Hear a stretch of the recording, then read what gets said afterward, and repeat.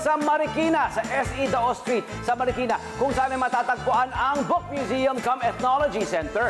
At syempre, Tubong Marikina ang museum na ito. At gaya ng ipinangako natin, lilibutin natin ang lugar na ito. Ayan ha. Ito nakikita nyo, pagpasok nyo rito, sa halagang 250 pesos lamang na entrance fee. Aba, itong buong compound sa inyo na para sa mga estudyante, sa mga hindi sa mga kabataan at hindi masyadong kabataan pa, mga adults natin, maaari magpunta. Pwede kayo mag-book ng school tour, pwede kayo mag-book ng company tour para ma-experience nyo itong napakagandang museum na to na ang adikain ay mapreserba ang kultura at legacy ng ating mga libro at ng mga bansa na syempre nire-represent ito, hindi lamang sa buong Pilipinas, iba't ibang bahagi ng mundo ang covered nitong mga libro nakikita sa museum. As a matter of fact, ito sa ground floor ay well-curated, pati yung second floor nito, well-curated ito. May kanya-kanyang section para sa interest, bawat interest ng mga kababayan natin. At ito dito sa loob, itong ground floor na ito, makikita nyo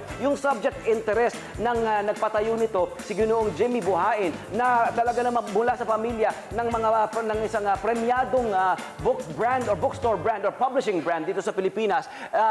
Ito siya, makikita nyo meron well-curated siya. Pagpasok nyo, lahat ng mga kapupulutan natin ng interest, war and terrorism. Meron tayo ditong mga mula sa Rex Bookstore, mga copyright issues. Mula sa Cordilleras, meron tayo dito about the arts, meron tayo tungkol sa negosyo, at iba't iba pa. Makikita natin, iikutin natin niya. Pero kapansin-pansin dito, ang mga libro nilang talaga namang sa amoy pa lang, alam nyo, hindi lang vintage, pero talagang maraming history, maraming kasaysayang kalakip, bukod sa kwentong inilalahad ng bawat pahina ng mga libro rito. Nakakatuwa. At kapansin-pansin din, ang ganda-ganda ng pagkakaayos, pagkakastak nito. Hindi ka malilito, hindi kayo maguguluhan sa paghahanap ng gusto nyong libro o gusto nyong basahin. Maaari kayo pumasok dito. Maraming mga upuan, maraming mga nooks and crannies para po sa inyo, para po kayo magkapag-me time habang ine-enjoy ang inyong libro. Tingnan nyo naman itong libro na ito, napakalaki. Itong looban na ito, all around, hanggang dito sa itaas, ay makikita nyo ang mga well-curated na mga libro mula sa iba't ibang bansa. Dahil nga, ang ating si Ginoong Jimmy Buhain, ang nagtayo nito, ay tinaguri ang Asia's Most Traveled Man.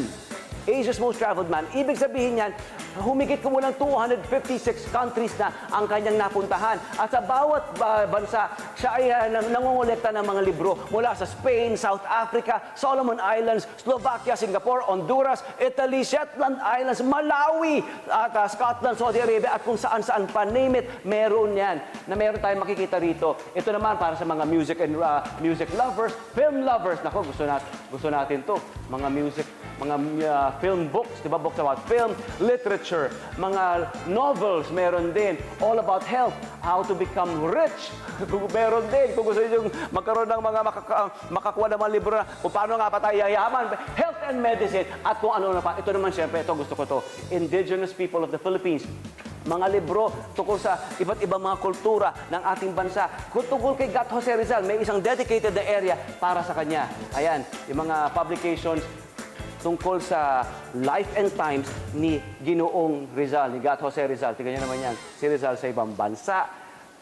Jose Rizal na letters with family members. Tingnan niyo yan. Amazing. Saka yung iba, nothing beats yung amoy ng isang libro, yung amoy ng bawat page. Talaga naman, mga prose and literature, prose and poetry ni Rizal narito. At saka, eto pa, kapag ikaw nag-dedicate ng oras dito sa Book Museum na ito, talagang matutuwa kayo kasi meron silang isang dedicated na area kung saan makakakita kayo ng mga miniature books. Itutur namin kayo. Pero bago yan, gusto kong makilala nyo ang kanilang isa sa mga museum curators dito, si Ms. Jamir Binuya, at ang kanilang operations manager na si Ginoong Paulo.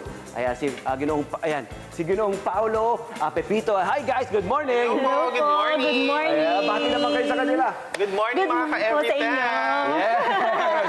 Okay, Okay guys, gaano ba kalaki itong lugar na ito, itong property na ito, itong book museum natin? Actually, the whole place po is 2,000 square meters po. 2,000 square meters, Yes, lahat po. ng area covered, walang tapon kasi lahat Yes, napupulutan nyo ng aral, Opo. di ba? At saka, kailan ba ito ipinatayo at ano ba yung naging vision ni na Ginoong Buhain? This was established po noong 2013 Sampung taon na. with his advocacy po na buhayin yung reading awareness ng Filipinos tsaka yung love natin sa heritage. At saka, ito, Ma'am Jamil, sino-sino ba ang mga madalas na pumunta o sino ang mga welcome na magpunta rito sa ating book Yes museum? po. Ang mga bumibisita po dito ay mga students, teachers, and then yung mga foreigners po, usually po may Very mga good. foreigners din po dito. And then yung mga interesado po sa cultures natin, ayan po. Oo. At mula anong, ipasok na natin ito para sa mga gustong malaman kung anong oras ito bukas. Mula anong oras hanggang anong oras po bukas ang ating book museum? So bukas po kami ng every Tuesday to Sunday, pwede po siyang walk-ins, and then from 9 a.m. to 4 p.m. po. Ayan. Ayan. Tapos itong ating book museum, sa mga nagtatanong, ilang libro ang nakalagay at o binabahay ng museum na ito? Yes, ayan. So the books po and print medias is around 8,500 po. 8,500. So hindi lang po siya books, guides po, travel guides nung proponent po. Oo. Kasama. So, yung iba rito, karamihan dito ay mga libro na nakalat ng family buhain from their travels from different countries. More Yes, than po. 256 countries, hindi ba? At kapag umakyat kayo rito sa itaas, talagang natutuwa kayo kasi nakalagay sa glass na mga shelf yung bawat mga libro, yung koleksyon ng mga libro mula sa iba't ibang bansa. Iba may Hainan Islands, iba mula dun sa South Africa, sa Mexico, sa Japan, at kung saan-saan pa. Pati yung mga islang na mga hindi natin naririnig, napuntahan na rin ng Buhain family at meron silang mga nakukuha mga interesting na books about culture, life and culture ng Yes po, tama, mga tama. nakatira roon. Tama po yan. Kuya. Ito naman po ay ilan sa mga libro naman tungkol sa like halimbawa mga travel books na sinasabi natin. Ito naman historical kila Douglas MacArthur, hindi po ba? Ito naman po Biographies po. mga biographies naman. Sa mga Pilipino na pupunta rito, ano ang una nilang pinupuntahan na section? Usually po, travel po talaga. Travel, oh, yes, travel, so dito no? po yan. Oh. Ito yung travel section. opo. Oo. All about the environment, all about all about the environment, all about the Education. educational na mga books na makikita nyo, all about the travel scene sa iba't ibang bansa, meron din dito. And dito Yes tayo, po. Ma'am Jamil. Ayan. Ito po ba may mga rare collection po tayo ng mga miniature books?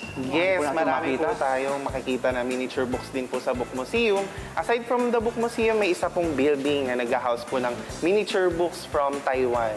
Taiwan, okay. Yes. Pero may nasilip ako rito na isang section na mayroong mga ito miniature, ito yung sample. Yes. Ito yung mga Yes. sample ng mga miniature books natin dito. Ito halimbawa, meron tayo rito, ito Ma'am Jam, Sir Pau. Ito, merong one of the smallest books from Germany, from Leipzig, Germany. Of Yes. course, Leipzig, doon galing. Nagpunta roon si Jose Rizal, di ba? Ito, tapos hindi ko na mabasa. It's in German. Ito, The Little Prince, ni Antoine de Saint-Exupéry. Yan, galing naman sa Japan ito. Ito kailangan talaga ng lente, Kailangan mo ng Yan, lente, magnifying ng magnifying glass para makita mo yung libro na meron natin libro yung bangka roon, Ang liit. Hindi nakakayanin ng lente natin yan. Ang liliit. Ito naman, 1878 na calendar from Vienna, Austria. And then ito, natutuwa ako kasi kailangan ng mga magnifying glass o lente. Magnifying lens, yun yung libro na ito na smallest tablet from China. Meron tayong smallest calendar from Frankfurt. Ito, ang mga libro, the works of William Shakespeare, mula sa Merchant of Venice, The Gentleman of Verona, Romeo and Juliet, King John, apat na po. Ito yung na-discover pa ni Ginoong Buhain ng family niya. Yes po. During his travels po, may mga lumalapit po usually kay po, kaysa proponent po. Sorry.